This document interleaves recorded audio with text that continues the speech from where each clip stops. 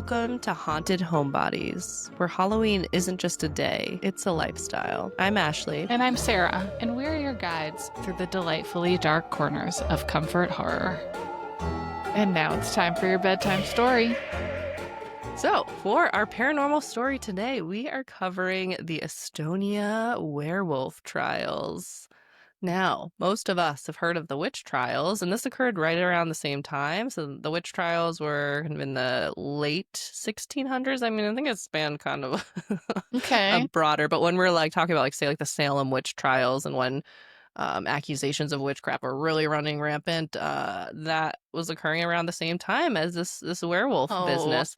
So as we well know, witchcraft trials have little to do with actual witchcraft or devil worshipping, and a whole lot more to do with, let's say, the persecution of women, anyone who was resisting converting to Christianity, there's the big one, and anyone who basically wasn't abiding by strict puritanical ways of living. Hello, New England. And then I put et cetera, et cetera, et cetera. Basically, if you weren't like bowing down to the Christians and being like, yes, I will go to church, and yes, I will button my collar up, and yes, I will do everything that the man says, blah, blah, blah. Yeah, I then love you were a witch. that we are always like, no, this thing that could have a reasonable explanation is definitely paranormal. And with the witch trials, we're like, nothing paranormal was happening there, guys. Uh-huh. Well, this story Nothing. will get this story will get a Well, this little isn't the more. witch trials. This is the werewolf Right. trials, Ashley. Exactly. But what I'm alluding to is that the Estonia werewolf trials had a lot of similarities to the witch trials, where the motivation for why they were happening is the same. So we're going to get into that, but there is a lot more interesting feedback from the citizens, the Estonians, we'll say. But before we get into that, you have personal experience with Estonia, so tell us all about it. I spent a single day in Estonia. Wait, I didn't know that. I thought it was like a week or like a semester abroad. One day. Okay. One day.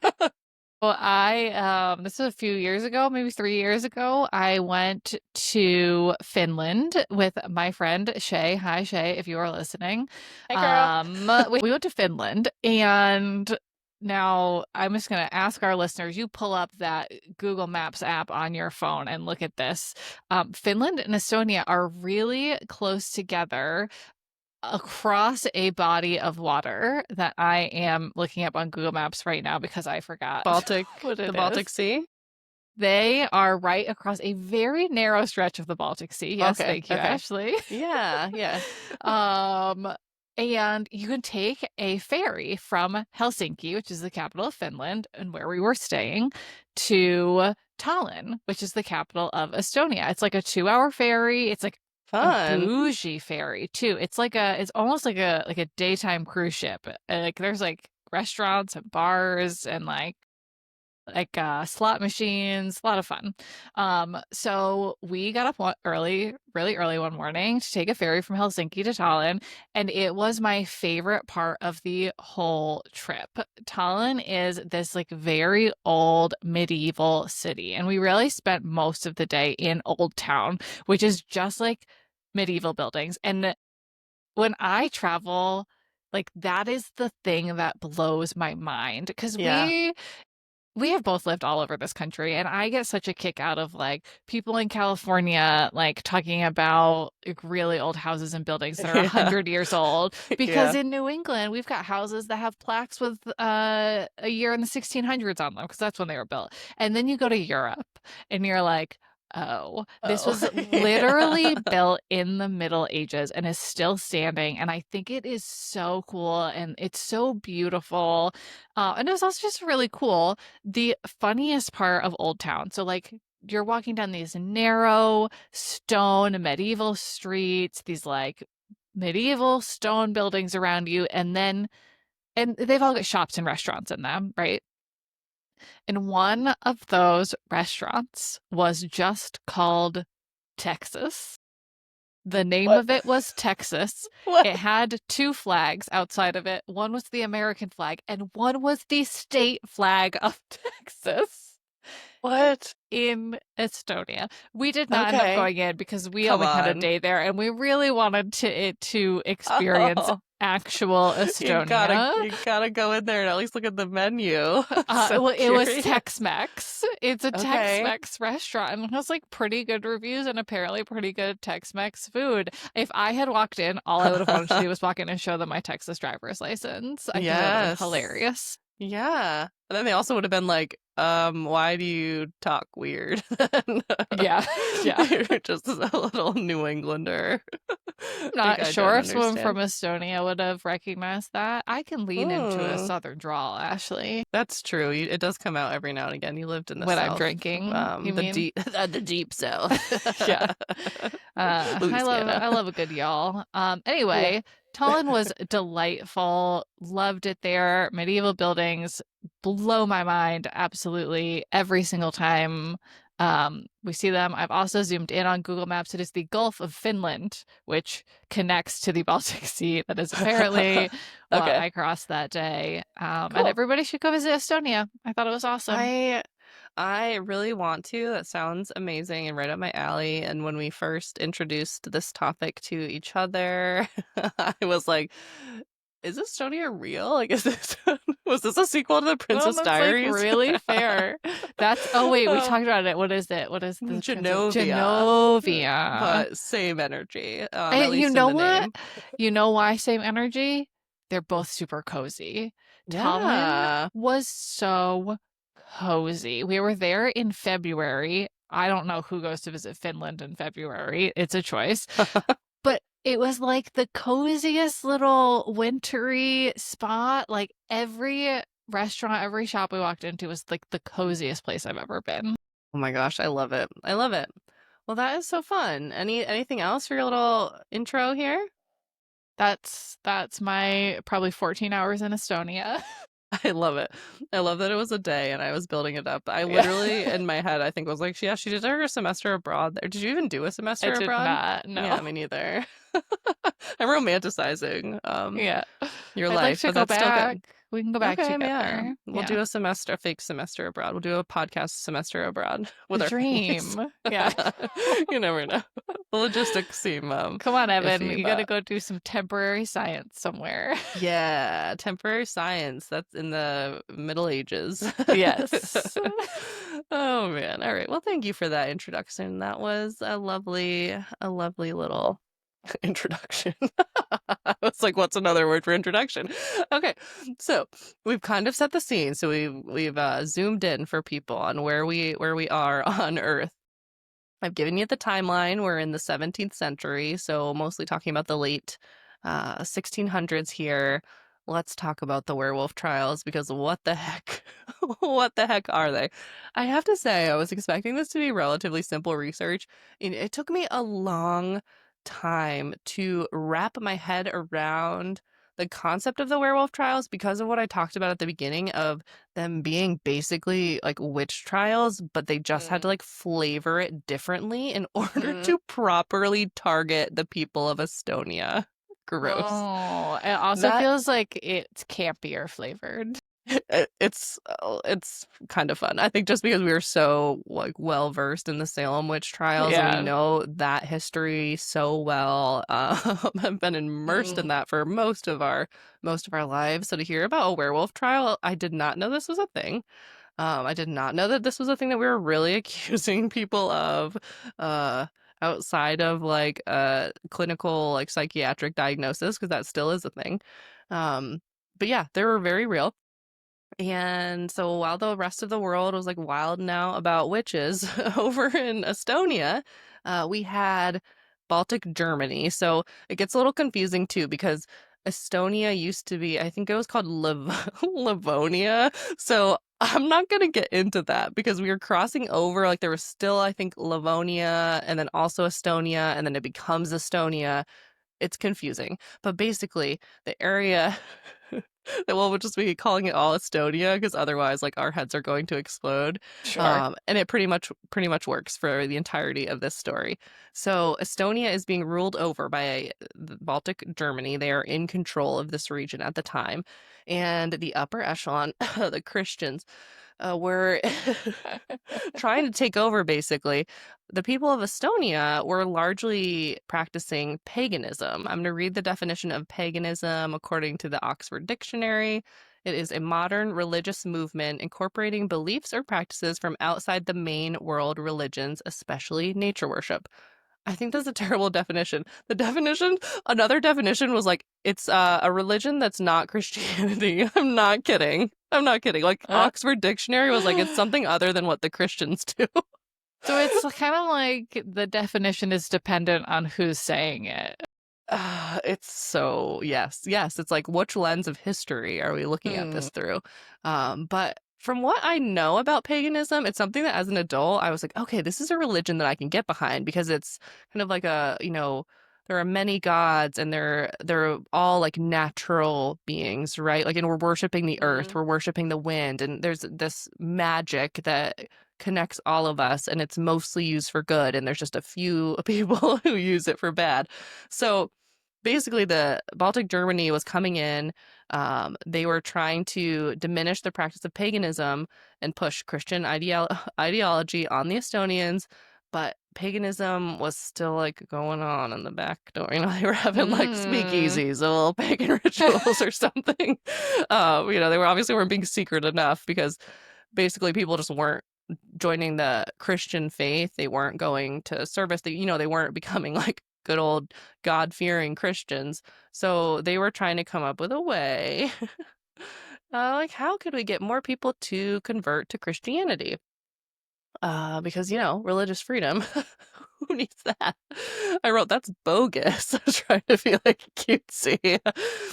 In other parts of the world, this was basically the same thing that was happening. But witchcraft was the go-to punishment for those who resisted conversion. But the reason why this is the Estonia Werewolf Trials and not the Estonia Witchcraft Trials is because witchcraft wasn't really a thing. Like, I was trying to get to the bottom of it. I was like, I don't really get it still. But it almost seemed like semantics. Like, they couldn't accuse people of witchcraft because the people would have been like, what's that? you know? It would have been like, they couldn't have like confessed to it because there wasn't really that ideology, because they were all pagans. They didn't necessarily have the same words of like heaven and hell. Like, they had those concepts and eventually started using those words to describe, I think, like what their beliefs are. And if anyone is a practicing pagan, and like I will just like say as a disclaimer, I don't fully understand the religion. I'm just going off of based on what I read and trying to piece together what the heck was going on. Um, but they basically didn't have, like I said, that witchcraft in the way that the Christians were describing it, but they were very immersed in like werewolf culture. Werewolves were a big part of their lore and their history. So basically, they were like, we can't really accuse people of witchcraft directly, but we can say, hey, you're a werewolf. And a lot of them will be like, yeah, I am. And then they can try to spin it and be like, and that means you're making deals with the devil. So it was this fine line that they were working. Like, the pagans did believe in magic.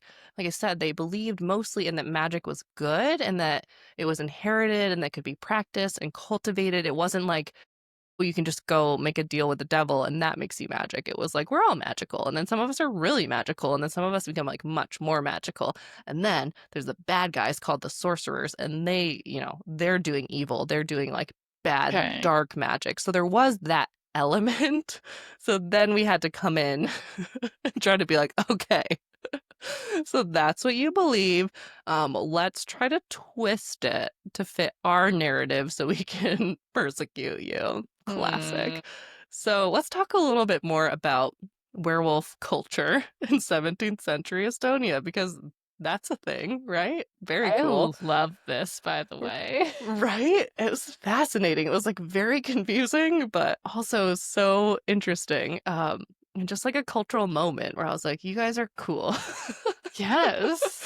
Right? Cultural Like, moment indeed. right? Like, people in New England, they're just like, there were a few interesting people, like, that's it. And they were persecuted for being interesting. They're like, witch. Whereas here they're like, yeah, we're all werewolves pretty much. So not all, but like a chunk. It. So let's get into it. So werewolves as we think of it today, right, are like some sort of like man slash beast, whether like we most often think of it as a man who or a woman. Let's try to be somewhat inclusive, but really it's usually men who have been bitten by another werewolf.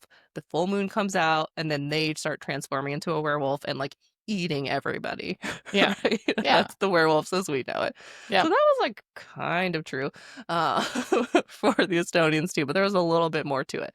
So there definitely was this element of like part man, part beast. And we'll get into the like were they transforming into a wolf? Because that gets a little bit interesting down the line here too. But the really interesting part to me is like we consider werewolves to be monsters primarily, except for like Jacob Black in Twilight. Maybe he was like Definitely not a monster. Team right, yeah, Jacob. heartthrob. Yeah, we were definitely Team Jacob. But anywho, so aside from Stephanie Meyer's interpretation of a werewolf, we generally think of them as pretty harmful, and it's like it's Yeah. literally a curse, right? It's a curse to become a werewolf, and then you do bad boy things when you are a werewolf. So the werewolves in Estonia, they were known to eat livestock. There was some stories that I avoided about them eating children. It's pretty bad. Um, yeah, I don't know. It's always like baby animals and then like baby humans. And I'm like, could we just eat the regular adult animals and humans or just like Yeah. become a vegetarian? Anyway, they were. So I avoided those stories. But the stories that I did not avoid were another little twist on werewolves, not as destroyers, but as vigilante protectors of our realm. Okay. Actually, it just keeps getting better. Right? So there was not a lot of documentation around the Estonian werewolf trials, at least that was not written in a language that I could read because I can only read English. So I think that there is probably more history and lore, but in terms of what is available, it doesn't seem like they were like really serious into documentation around this time in Estonia, but there's some. So I'm gonna give you, I'm getting a little lost here. So yeah, this isn't like in Salem where, there have been lots of stories, there's lots of documentation of what went down. It was pretty meticulously detailed, at least from what we can tell. We know like who was accused, why they were accused, what happened after, how wrong it all was. It's very laid out there. Whereas like I kind of had to like piece the like what actually the heck was going on here from Mm-hmm. different stories. So I want to tell you two different werewolf trials that I found descriptions of to kind of help give us context as to what was going on. So there is one that's pretty famous. It is the trial of Old Thiess. I'm going to say that that's how you pronounce it. I'm not confident on that. Um, but they actually have like a transcript of this trial. And Oh. what I learned from reading the entire transcript was that mm, transcript, well, it's a document. Basically, what I interpreted it as is them. It was fascinating, one, to read about a trial. Because Hmm. do we think the US legal system is fair or right? And is it more just like who has the advantage, who has the better lawyer, who can tell a better story? Yes. But there is at least a degree of like, let's present evidence. Let's try to have some impartial third parties. This was like, Yeah. let's put powerful men in a room, ask someone a question, and keep asking them until we get like the answer. And then, okay, this won't go on the transcript, but like, then let's torture them and see if we can get them to say it. And then maybe they still don't say it. And then we're just like, yeah, but you meant this, right? And then they kill you. So, it certainly wasn't a great Awesome. process. But also, in terms of the transcript specifically, it was a lot of like, here's what the judge, whatever judge was speaking, said. Like, here's what the person on trial was asked. And then it was just paraphrasing. It was like, he said something like, no, I'm cool. It wasn't like quotes. Like, like it seemed like his Yeah. energy was like sus. Yeah. So that was kind of how but it was still super interesting and gave me a lot of, it put me like really in the moment. I was back in Hmm. 1691 Estonia with Old Thiess, who is awesome. So let's talk about him. He was put on Please. trial at age 70. So this is why we're calling him Old Thiess. Like, this is 1691 and he is 70 years old. Like, that is incredible. Like, go him. I do not think the Yes. life expectancy, like I many, know. very few people were making it to 70. So he was accused of lycanthropy, which I'm going to read you the Google definition of that because I Okay. kind of was like, that's just being a werewolf, question mark. So it kind of has a dual definition. So you could use the word lycanthropy to describe the clinical disorder where someone believes that they can transform into an animal, often a wolf. So it's like that belief that like I'm a werewolf, but it's more of just a delusion of sorts. It also can be used to describe the mythological concept of a person transforming into a wolf or other animal, usually a werewolf, right? So it's describing a delusional way of thinking, but then also like a here's where that delusional line of thinking may have come from because there are all these stories Hmm. and all of this lore that seems really real to a lot of people. And Yeah. at this time, it was like very real. Okay. Old Thiess was accused of lycanthropy, and he was also accused of I don't know if it's no, I'm like second guessing lycanthropy. I don't know. If people are coming here for me to pronounce words right, they've already known that They that should ship has know sailed. better by now, Right? Yeah, for not my sure. jam. Not my jam. Accurate research, I try. Pronunciation, more of a struggle. Anyway, so he was accused of lycanthropy. We'll just keep saying it the way I've been saying it. And also, quote, other prohibited and impious acts. Because that's specific, Impious. Don't right? Trigger love warning. that. Trigger warning. Yes, we know that the Christians have entered the chat on this one.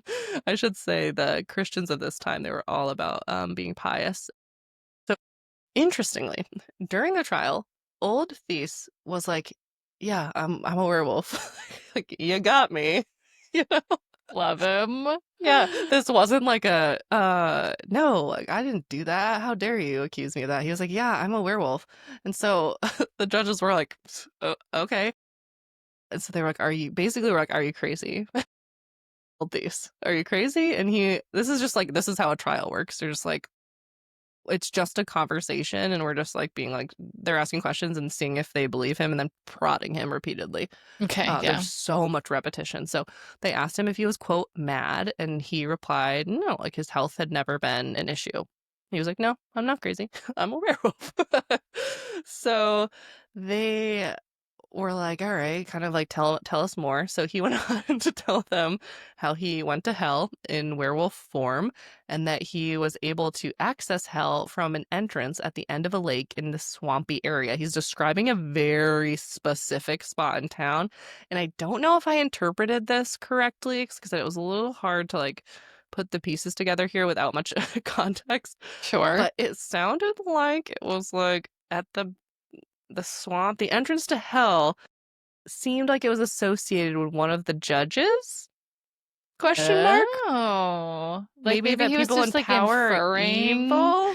I don't Ooh. Oh, know. he's great. There was something there where I was like, oh, there basically was like it was in so and so's backyard. That was what I took from it, but I don't know if that's accurate. But anyway, he's describing this very specific location where there is a gate to hell. And so the judges were like, why has no one seen this then? Like, show us the gate, okay? and, he, and he was like, oh, well, the gate can only be found by, quote, someone who belongs inside. Whoa. Yeah. So he's like, yeah, no, you couldn't see it if you weren't meant to go to hell or like didn't have that ability. So he's just like taking it to the judges. I'm loving it. So they're asking him, how do you become a werewolf then, Old Thiess? And he's like, well, let me tell you. He did not claim that he would morph from a man to a beast, which I think is really interesting. In Estonian lore, the way that you became a werewolf is that there's these magical wolf pelts, and you put on your wolf pelt, and then you become a werewolf by some sort of magic. And there are Oh. people who give these people the wolf pelts and then they would just like hide them under a rock.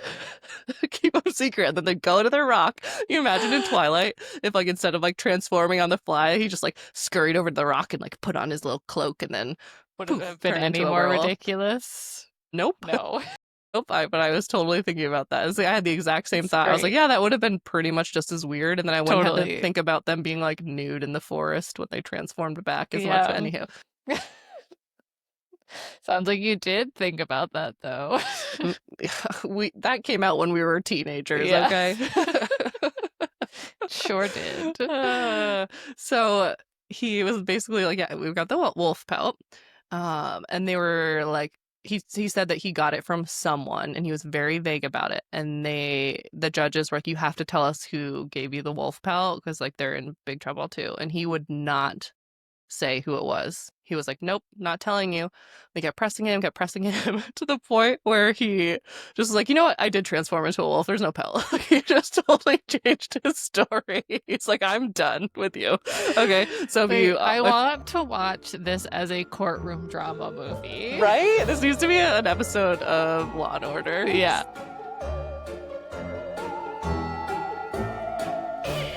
Okay. So he changed his story, and then they were asking him, like, tell us more about what happens when you become a wolf. So he said he wasn't the only werewolf in town. I don't think he, I don't have to say I don't think he didn't give up any of his friends. Let's put it that way. He obviously was not throwing anyone else under the bus for sure.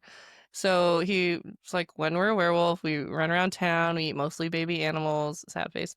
And when the judges were pressing further, they're like, and then you consort with the devil? And he was like, no, don't do that. And they just weren't buying it because that's their whole point, right? We're putting him on trial in order to say, but then you were making a deal with the devil, right? Because then they can say, oh, it's witchcraft. And then, according to the law, that's big no. That's like now we get to literally burn you at the stake. Oh, but he was very adamant. He was like, nope. I have to read what I wrote here because it's silly. So then the judges asked if he wasn't in fact in cahoots with the devil, then why in tarnation was he and his little werewolf pals running around in hell? It's a kind of a fair question. I am curious to know the answer. Right? So, he went on to elaborate kind of his relationship with the devil, as at least the archetype of the devil and hell. I'm not really sure on like how these terms were coalescing with the differences between different religious beliefs, but we're trying to just keep it simple and use those terms. So Old Thiess told him that there were sorcerers. Okay, we've talked about the sorcerers. These are the bad boys of the magic world in paganism. Okay. So they were working with the devil. They were going to hell. They were bringing like crops with them, basically. And this was cursing the land. So if the devil had the crops, then like the crops wouldn't grow the following season. So the werewolf's job was to go into hell and to like fight the sorcerers and get the crops and bring them back. And then if they brought them back, then like there wouldn't be famine. Like the crops would be fine. They'd grow fine the next year. So this is like their job. They're like little vigilante justice could be wolves. An entire movie series based on this. It's so good. They're and so he is cool. just this man is on trial, Sarah. Yeah. He is on trial and he is just like straight face being like, then we go to hell, we get it back. Like we're, you're just laying this out. Like, this is the realest thing in the world to him. So basically it was their job to go prevent the famine. And he then went on to say, like, I don't know what about that makes you think that I'm serving the devil. I'm obviously serving the god, the god or gods, whatever. And the I think people. paganism, it's yeah. He's like, so I'm taking things from the devil. I am like straight up against him. There are the hellhounds in hell serving the devil. And he's basically saying like the werewolves are the god's hounds. Like we are like dispatched by God to go like protect humanity, basically. So, of course, they continued to press him and say, like, yeah, but, like, what about when you made a deal with the devil? Like, every 5 seconds. And he was just like, no, like, I didn't. So the final judgment came, and because he continued to adamantly deny, like, he had a very clear story, he was very clear that he was working against the devil, not with him. So the judge was just like, okay, so he's delusional. It literally says that he's delusional in his judgment handed out. because this is what I wrote, because apparently admitting to being a werewolf was madness, but admitting to being a werewolf and a devil worshiper was real and punishable by death. Make it make sense. Yeah. So, because he had admitted to being a werewolf, he was totally open about that. Yes, I'm a werewolf. No, I don't worship the devil or make deals with him. He was whipped and then banished from the land, but he remained alive. So he All kind right. of was giving us this precedent for if you say you didn't make a deal with the devil, then hopefully you're fine. Okay. Yeah. So that was in 1691.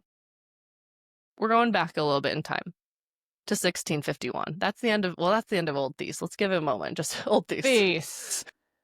What a Love guy. ya. What a guy. Love ya. Like, we got to take a minute because, like, what a story. What a story. Loved reading about that, and he just seems amazing, and I hope he had a peaceful end, maybe like cozy in his little wolf pelt somewhere. Yes.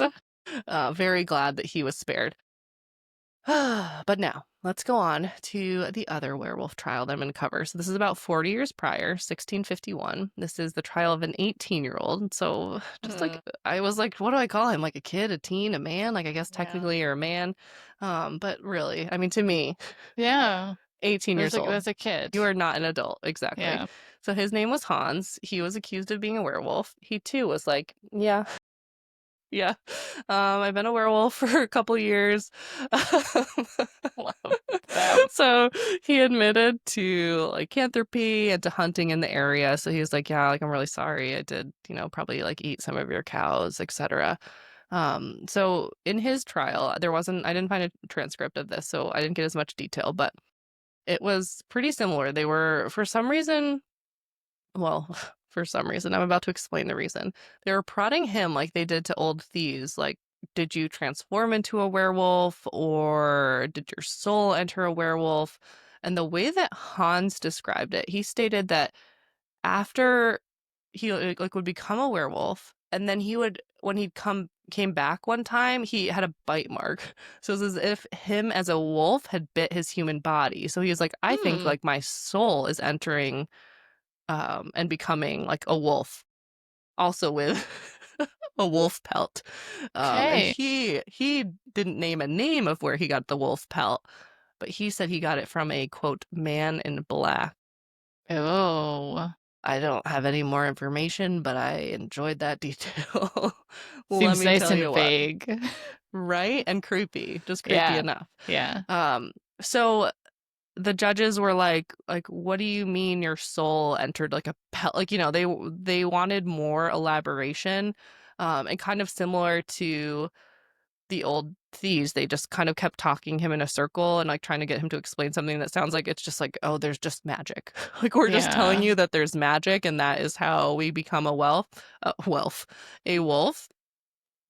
So he later admitted that when he was a werewolf, he felt like a beast. Like, he didn't feel like he was his human personality. So they basically called him on this inconsistency, being like, well, if your soul is becoming the wolf, then wouldn't you feel like a man still?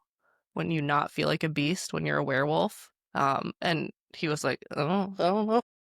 So because of this, they basically twisted his words for this like very esoteric concept, and one that they're like, you're crazy if you think this, but also if you think about it the wrong way, then it's witchcraft and then it's real. It's ugh. So this one really made me mad, because they basically said that he must be transforming, because if he is becoming if he feels like a beast, then he's just turning from a man into a beast, and in order to do that, of course, he had to make a, guess what, Sarah? Deal with the devil. Oh, God. Of course. So they kind of, in his case, like Old Thieves, they just kept asking, Yeah. and he just kept saying no. And they're like, well, because he didn't admit it, we can't convict him. Whoever was judging this poor kid was just like, well, no, because you said this, then that means that you made a deal with the devil. You were transforming into a wolf, you made a deal with the devil. And he was sentenced to death. They killed him. Oh, no. I Poor know. Hans. I know. So this just really illustrates. It's about 40 years apart. In Old Thiess, this happened after. So, it shows which is something that we see in the justice system all the time, just kind of how so drop an F-bomb. How freaking willy-nilly it is, where it just depends on Yep. who's asking the question and who is putting out the sentence in terms of what the determination is. And obviously, like I said, there's more checks and balances now and ways to avoid literally just it being a judge who's like in a bad mood and being like, no, you're a witch. Yeah. Or someone in Yeah. power could still say that and burn him at the stake, whereas Old Thiess, Yeah. the judge or judges were at least relatively fair to be like, well, he didn't admit it and we don't Yeah. have any proof, so he can live. Just be whipped. So nice. Yikes.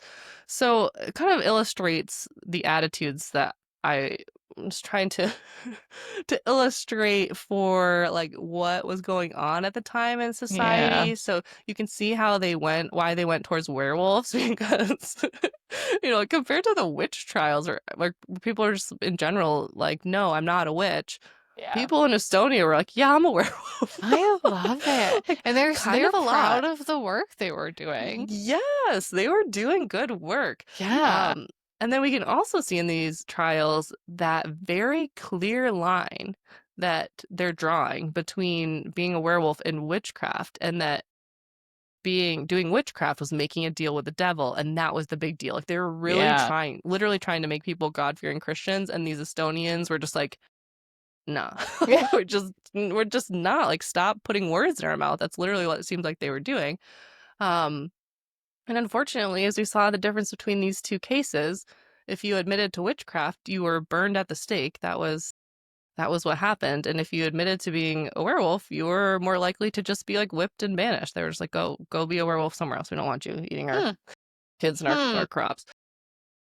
Yes, and fourth, kind of no matter what you say, they're most likely going to accuse you of witchcraft and kill you anyway, which we saw in the witchcraft trials. It didn't really matter. Yeah. Like there was a trial.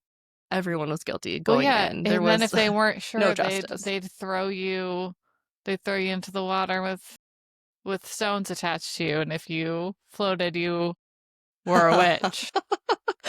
And if you Right. didn't, Yeah. you were Oh, yeah. dead. That is such a good illustration of how ridiculous it is. It's like either way, you're dead. There is Yeah. no getting out of that scenario Yeah. alive. Zero. Zero. Unless you are a literal witch and can like poof and go Yeah. somewhere else. In which case you That probably would wouldn't let be yourself be in that situation in the first place. nope, nope, probably not. So to wrap up on this story, during this period of Christianity-induced witch hunts in Estonia, there were 18 different werewolf trials. There were more across like all of history, but kind of in this condensed latter half of the 17th century. So dozens of Estonians were accused of being werewolves, destroying local properties and livestock. And yeah, like they were literally just accused of being werewolves, which is so. Hmm. I mean, the witches were one thing, but just like accusing dozens of people of being werewolves. And then the kicker that I love about the story is that a lot of them were like, yeah, I am. So Love it. like I said, documentation on many of these trials. There's just not a lot out there. We don't know like all of the names, all of the background, how many people admitted to being werewolf, how many people were convicted, but we do know kind of the socioeconomics of what was going on, and they won't surprise you. So people being accused were almost exclusively, it was called peasants. We all kind of know what that means. So it was the lower income class. I don't even Hmm. know if we call it income, just the peasants. Just the Peasants. peasants. Many of those who were accused were older. So, they're trying to wipe Mm-hmm. out the old wise people, and they really sent this point home because they actually were really targeting a group known in Estonia as the cunning folk. So this was a term that they used kind of for like their elder healers or like kind of the wise old like folk story, kind of magical old people who would just like use their years of wisdom and knowledge of the earth and probably a little sprinkle of magic to help. And they were like literally targeting these old people and saying that they're evil, which is sounds like couldn't be further from the truth. They were, And sorry, you go. I was gonna say, they were amazing. Like, I have Right. like full faith that these werewolves were good people. Yeah, yeah, yeah. I think that there is still an interesting element of that animal, uncontrolled, like predatory piece of being a werewolf. Like, I think there still was a degree of shame and regret and lack of control that they were describing when they were a werewolf. They're like, yeah, like I did do some really bad things and I wasn't trying to do it, but also like I had to be in that form in order to fight literal sorcerers. Yeah. So it was like a really interesting discussion of like vigilantism because they also were doing Hmm. bad things. Like I said, there were parts of the story that I didn't go into detail about, like eating children in the town. Like they were just eating creatures and children. Like, Huh. they were causing destruction. And then there was also this subtype that was like defending the universe. Okay. All right. So Yeah. it's a little bit gray, but Okay. still, like I don't think the cunning folk, the little witchy elders, were doing anything wrong. Maybe the ones No. who were werewolves too had a Yes. couple bad days and did some bad things, but yeah, very interesting. So one demographic fact that I think is interesting in contrast to the witch trials that we know a lot about, men were accused almost as frequently as women. Maybe because of it being werewolves and not witchcraft, but it was like Yeah. almost 50-50 in terms of accusations. So it wasn't that this was just specifically targeting women, it was targeting everybody Yeah. um, in the lower class. So how does this end? Why does this end? Why are we not still having werewolf trials? In 1699, in Estonia, torture was officially banned. All Torture right. was commonly used as a way to get people to Such a good Christian confess, value. right? Yeah, it's like, let's get people to confess. Coerce? No, no, no, no. Confess. They really did it. They just needed a little help. So go figure. People weren't really admitting to something that they didn't do when they weren't being tortured. Oh, I still think Old Thiess, tortured or not, I don't think they needed to torture Old Thiess for him to say he was a It werewolf. sounds like he was just Oh, singing. yeah, Yeah. yeah. I think some of them were like out and proud, I'm a Yeah. werewolf. But yeah, a lot of people were just tortured, and they're like, "Were you, doing this? Were you doing that?" And then eventually they just wanted to stop being tortured, so they were like, "Yeah." And so when this stopped, then a lot of the the accusations stopped, and there were only two werewolf trials in Estonia that were reported after that. That is the end of today's tale. I loved it. Thank you. I'm so happy to know about this part of history.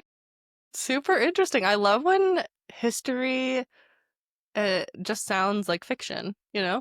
Truly, it does, and Right? somebody in Hollywood has got to pick this up. Just use it as like a inspiration, but I you can give agree. us something better than the werewolves you've been giving us. I know. I know. Because a lot of Yeah. werewolf, so I've seen An American Werewolf in London. A lot of people love that movie. It's not for me. I think a lot of werewolf movies tend to be really gory. Like, I don't like The Circle of Life. So, like, I don't want to see people getting, like, Hmm. ripped up, or animals getting ripped up. Whereas, like, that's one thing I appreciate about Twilight is, like, that's not what's No. happening at all.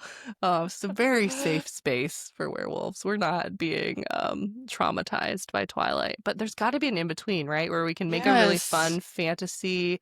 I would love to see, yeah, that vigilante werewolf aspect Mhm. where they are fighting bad guys. Because you think of them like fighting like orcs or something, like in Lord of the Rings. That'd be really Yeah. cool. Whereas like eating children, I'm like, we should leave the Yeah, let's first not do story that. Let's out. not. Will not be watching that. No one wants to see that. No one wants to talk about it, even though I mentioned it a bunch of times because I was traumatized just by the concept. Fair. but It seems super but yeah, fair. there's something there. All right. Bye. Bye. Thanks for listening to another episode of Haunted Homebodies. Make sure you like and subscribe wherever you listen to podcasts. And remember, when in doubt, just stay home.